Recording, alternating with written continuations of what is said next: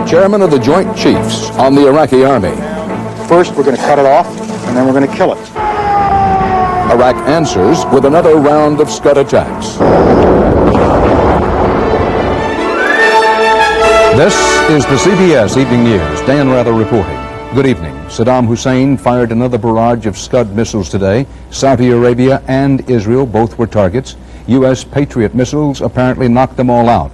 No casualties. The war is 1 week old today. Pentagon chiefs say it's going according to plan. They decline to predict how long the war may last. Defense Department correspondent David Martin is standing by at the Pentagon. He has the latest. David? Dan, 1 week into the war, U.S. and Allied bombers are starting to go after the Iraqi army in earnest. Despite all the drama of these Scud missile attacks, the object of this war remains to drive the Iraqi army out of Kuwait. And today, the chairman of the Joint Chiefs of Staff gave the most succinct explanation yet of how he plans to do that. Our strategy to go after this army is very, very simple.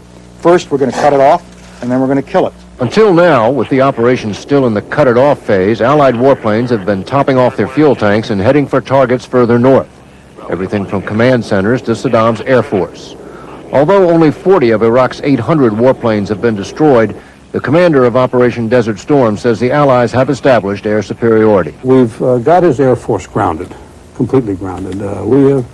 When he comes up in the air, we shoot his airplanes out of the air. One other target has been Saddam's nuclear reactors, which would produce the material for nuclear weapons. But the two operating reactors they had are both gone. They're down. They're finished.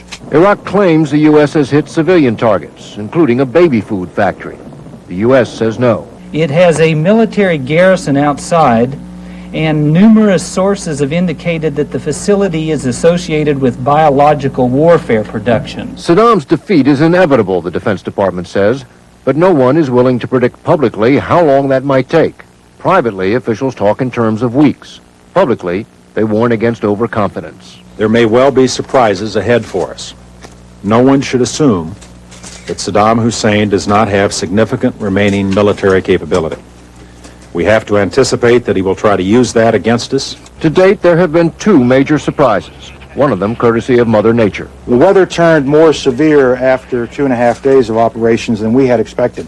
As a result, a number of our planned missions had to be aborted. The other surprise has been Saddam's continuing ability to launch Scud missile attacks against both Saudi Arabia and Israel. We are finding that it's taken more of an effort on our part to go after those Scuds than we had anticipated. One other surprise the Pentagon worries about is an all-out attack by Saddam's Air Force against Israel or Saudi Arabia, sort of an aerial version of the 1968 Tet Offensive in Vietnam. Most of the planes would be shot down, but a few might get through, allowing Saddam to claim a political victory. Dan? David Martin. The big Saudi Arabian air base at Dhahran, a center of Allied activity, came under missile attack again today. Scott Pelley is there. Dan, we are still trying to determine the extent of the damage from the missile attack.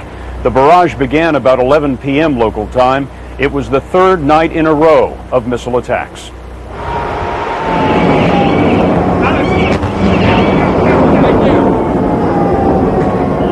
Above Dhahran, missiles exploded and crisscrossed the sky in the worst attack on Saudi Arabia in the week-old war.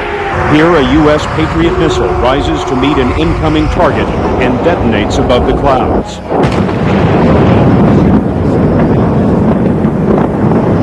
But a large piece of debris falls from the sky. There is an explosion on the ground.